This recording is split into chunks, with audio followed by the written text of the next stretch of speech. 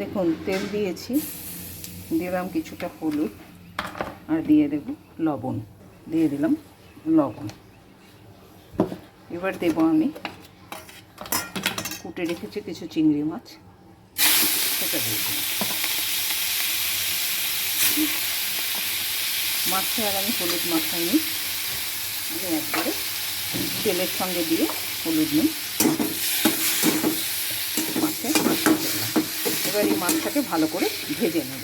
এখানে আমি নিয়ে নিয়েছি এই যে রসুন থেতো করে নিয়েছি, এক টুকরো আদা, এক টুকরো হলুদ, কাঁচা হলুদ থেতো করে নিয়েছি একটা এত বড় মতো মাঝারি সাইজের পেঁয়াজ, সেটাকেও দেখুন পেস্ট করে নিয়েছি, অর্ধেকটা টমেটো আর 4টে কাঁচা লঙ্কা। এটা দিয়ে আমি পুরো জিনিসটা তৈরি করব। আজকে কি তৈরি করব বলতে সাসপেন্সে। দেখুন চিংড়ি মাছটা ভাজা হয়ে গেছে, এবার আলুটা দিয়ে দিলাম পরিমাণ মতো লবণ, দিয়ে দিলাম পরিমাণ মতো হলুদ।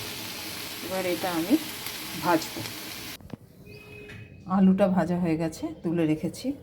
এবার দেখুন হাতের মধ্যে রয়েছে লবঙ্গ, এলাচ আর দারচিনি থেতো করে, এটা ফোড়ন দিয়ে নিলাম। তার সঙ্গে দিয়ে দেব আমি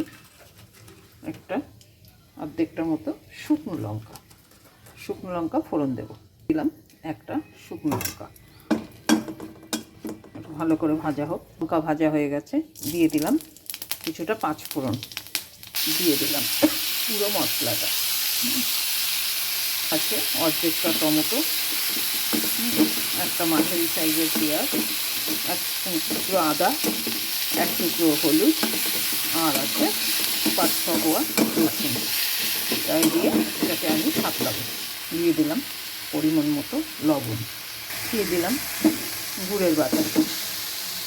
মশলাটা যাতে লেগে না আসে তার জন্য সামান্য জল দিয়ে দিলাম কিছুটা পরিমাণ নারকেল কোড়া।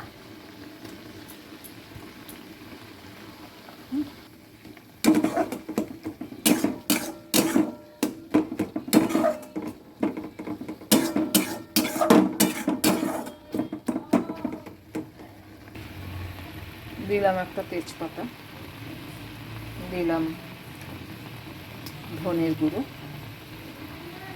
দিলাম জিরের গুঁড়ো, দিয়ে দেব ভেজে রাখা আলুগুলো।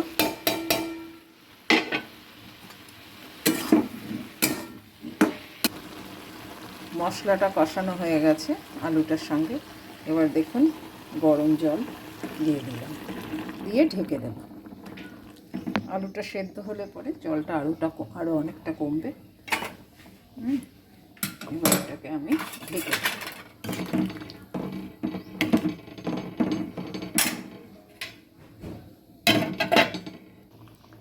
দেখুন আলুটা সেদ্ধ হয়ে গেছে, এবার আমি চিংড়ি মাছগুলো দিয়ে দিলাম।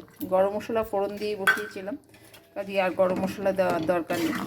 আপনারা ইচ্ছে করলে ধনেপাতা দিতে পারেন, কিন্তু আমি দিলাম না। তার কারণ নারকেল কোড়াটা যখন দিয়েছি তার একটা সুন্দর গন্ধ আছে, ধনেপাতা দিয়ে সেই গন্ধটাকে নষ্ট করতে চাই না। হয়ে গেল। আপনারা যদি মনে করেন ঝোল পাতলা আছে তাহলে কিছুটা আলু ভেঙে দিয়ে দিতে পারেন, তাতে ঝোলটা ঘন হয়ে যাবে। হয়ে গেল আমার চিংড়ি মাছের মালাইকারি। আমি কিছুক্ষণের জন্য এটাকে ঢেকে রাখবো আর গ্যাসটাকে অফ করে দেবো।